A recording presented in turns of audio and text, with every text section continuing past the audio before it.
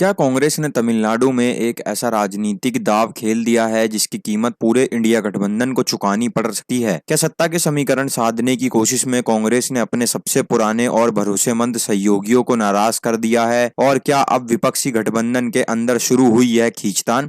पहले 2027 और 2029 की राजनीति की दिशा तय करने वाली है, क्योंकि जो कुछ इस वक्त तमिलनाडु से निकलकर सामने आ रहा है उसने दिल्ली से लेकर लखनऊ और कोलकाता तक विपक्षी राजनीति में हलचल पैदा कर दी है। एक तरफ कांग्रेस है, दूसरी तरफ डीएमके खुलकर नाराज दिखाई दे रही है और अब अखिलेश यादव के बयान ने इस पूरे विवाद को और ज्यादा गंभीर बना दिया है। सबसे बड़ी बात यह है कि अब विपक्षी नेताओं की नजर सिर्फ एक नाम पर टिक गई है और वो नाम है ममता बनर्जी। सवाल यह है कि क्या ममता बनर्जी इस टूटते हुए गठबंधन को संभाल पाएंगी या फिर विपक्ष की दरारें बीजेपी की सबसे बड़ी ताकत बन पाएगी। नमस्कार, आप देख रहे हैं वायरल समाचार का ये चैनल। वीडियो को आखिर तक जरूर देखिए, क्योंकि आज हम आपको बताएंगे कि आखिर कांग्रेस ने थलापति विजय की पार्टी टीवीके को समर्थन देकर ऐसा कौन सा फैसला लिया जिसने इंडिया गठबंधन के अंदर भूचाल ला दिया। क्यों डीएमके ने लोकसभा स्पीकर ओम बिरला को चिट्ठी लिखकर संसद में अपनी सीट बदलने तक की मांग कर दी है। क्यों अखिलेश यादव ने बिना नाम लिए कांग्रेस पर निशाना साधा और आखिर क्यों अब पूरा विपक्ष ममता बनर्जी की तरफ उम्मीद भरी नजरों से देख रहा है। तमिलनाडु की राजनीति हमेशा से राष्ट्रीय राजनीति पर बड़ा असर डालती रही है, लेकिन इस बार मामला सिर्फ एक राज्य की राजनीति तक सीमित नहीं रह गया है। दरअसल चुनावी नतीजों के बाद कांग्रेस ने थलापति विजय की पार्टी टीवीके को समर्थन देने का फैसला लिया।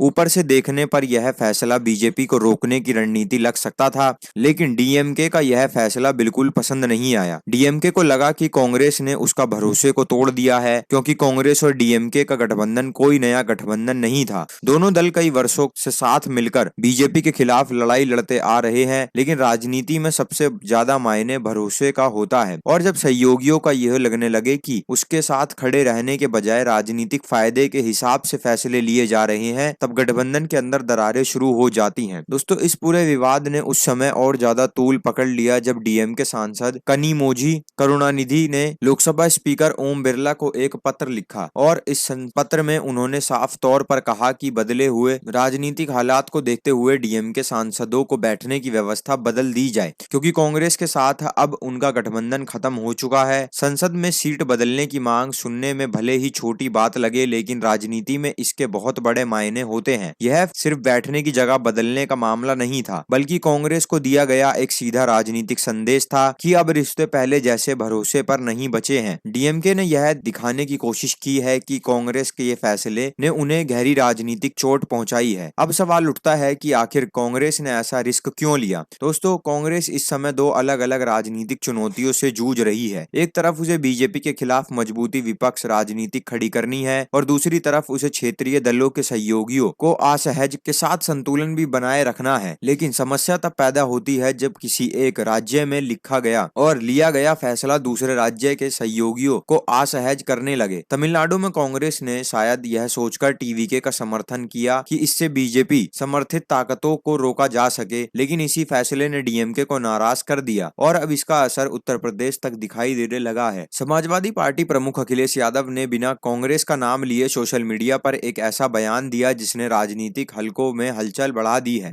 अखिलेश यादव ने लिखा कि वो उन लोगों से नहीं है जो मुश्किल समय में अपने साथियों का साथ छोड़ देते हैं। अब भले ही उन्होंने सीधे कांग्रेस का नाम नहीं लिया, लेकिन राजनीतिक जानकारी से कांग्रेस का तंज मान रहे हैं, क्योंकि अगले साल उत्तर प्रदेश में विधानसभा चुनाव होने हैं। और अगर समाजवादी पार्टी को यह महसूस होने लगा कि कांग्रेस भरोसेमंद सहयोगी नहीं है, तो इंडिया गठबंधन के लिए यूपी में मुश्किलें बढ़ सकती हैं। यही वजह है कि अब इस पूरे विवाद को सिर्फ तमिलनाडु की राजनीति नहीं बल्कि पूरे विपक्षी गठबंधन के संकट के रूप में देखा जा रहा है। अब सबसे बड़ी चर्चा ममता बनर्जी को लेकर है। बंगाल में ममता बनर्जी लगातार यह कहती रही है कि विपक्ष की सबसे बड़ी ताकत उसकी एकजुटता है, लेकिन अब जब स्टालिन और अखिलेश यादव जैसे बड़े नेता कांग्रेस की राजनीति पर सवाल खड़े कर रहे हैं, तो विपक्षी खेमे को लग रहा है कि अगर कोई नेता इन सबको फिर से एक मंच पर ला सकता है तो वह ममता बनर्जी ही हो सकती हैं, लेकिन उसके सामने चुनौती आसान नहीं होगी। एक तरफ दक्षिण भारत में स्टालिन जैसे मजबूत सहयोगी हैं, दूसरी तरफ उत्तर प्रदेश में अखिलेश यादव हैं और बीच में कांग्रेस है जो राष्ट्रीय स्तर पर विपक्ष का नेतृत्व करना चाहती है। ऐसे में इन सभी नेताओं को एक साथ रहना और रखना किसी भी नेता के लिए आसान नहीं होगा। अगर इंडिया गठबंधन के अंदर यह नाराजगी बढ़ती गई तो इसका सबसे बड़ा फायदा बीजेपी को शो हो सकता है। बाकी आप क्या सोचते हैं इस पूरे खबर पर, हमें कमेंट बॉक्स में अपनी राय लिखकर जरूर दें। हमारे चैनल को सहयोग करने के लिए वीडियो पे दिए जा रहे QR कोड को स्कैन करें या फिर डिस्क्रिप्शन में दी गई UPI ID के द्वारा